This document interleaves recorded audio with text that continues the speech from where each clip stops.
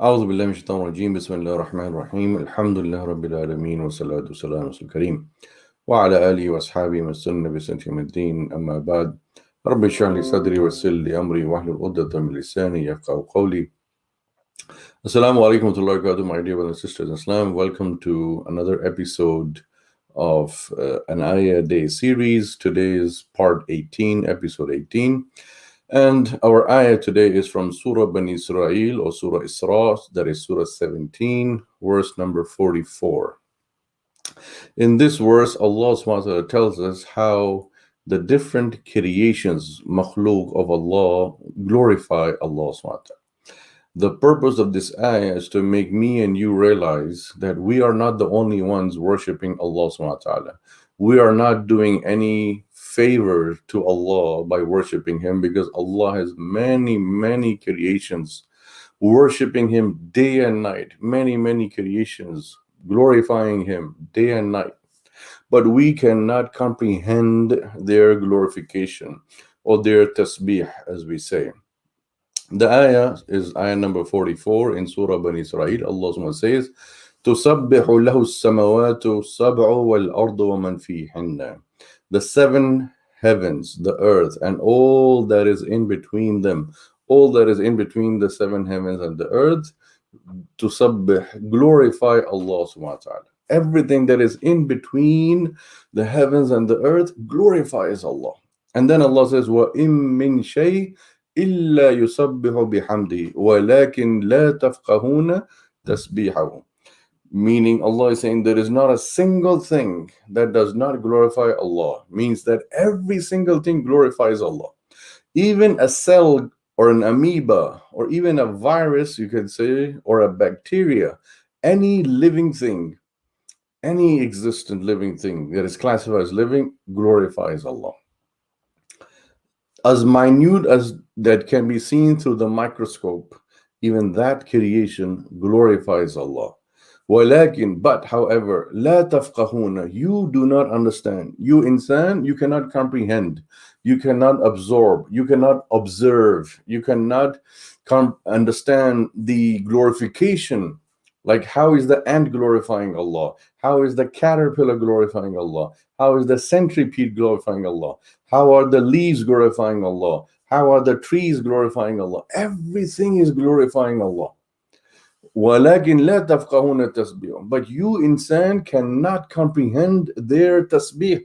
Meaning, you don't understand their language, you don't understand their words, you don't understand their mode of glorification of Allah. But they're doing silently, secretly, directly to Allah. And this is like a eye-opener challenge to us insan. Allah made us ashraf al-makhluqat. Allah has made us the best of creations. لَقَدْ خَلَقْنَا الْإِنسَانَ فِي أَحْسَنِ تَقْوِيمٍ. So we are created in the best of creations. We are better than all creations. We are better than the animals, than the insects, than the trees, than the ocean creatures, stones, mountains. We are better than every creation that Allah has created.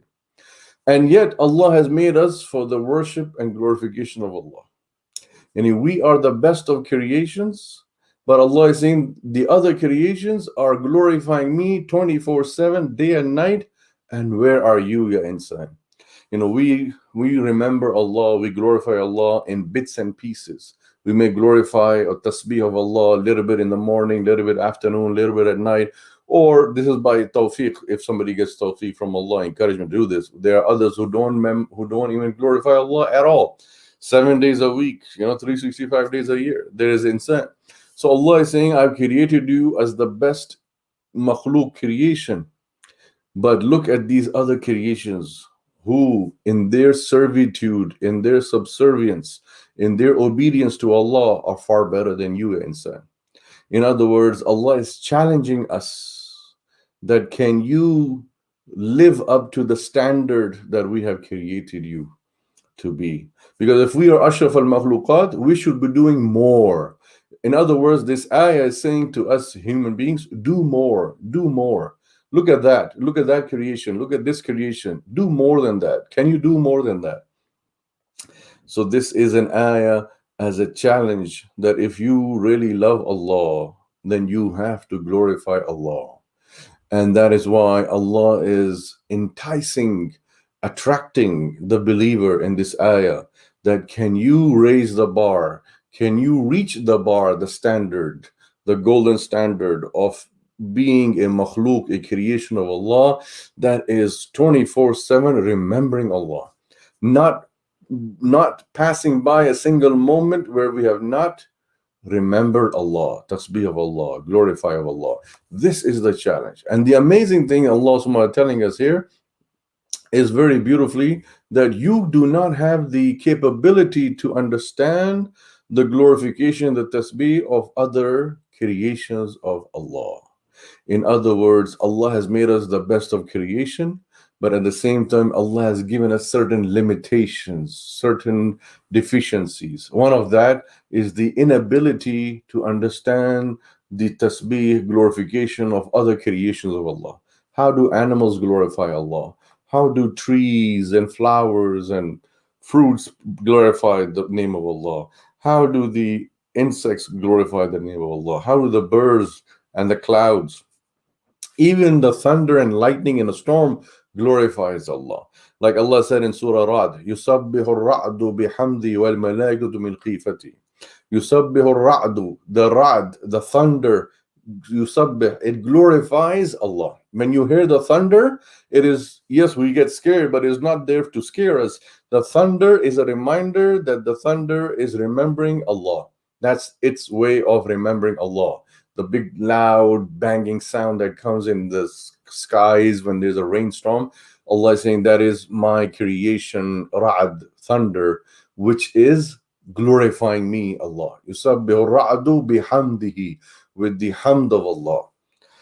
And that is why whenever there would be a storm and thunder and lightning, Rasulullah would immediately get into salah and start praying to Allah and remembering Allah, that these beautiful big creations of Allah, lightning and thunder and clouds, are glorifying Allah. Who are we not to glorify? We should get to His obedience. So my dear one and sister in Islam, if there's one thing we understand and take as a lesson from this ayah, is we need to ask ourselves this question: how many seconds of our life we live in obliviousness and forgetfulness from Allah?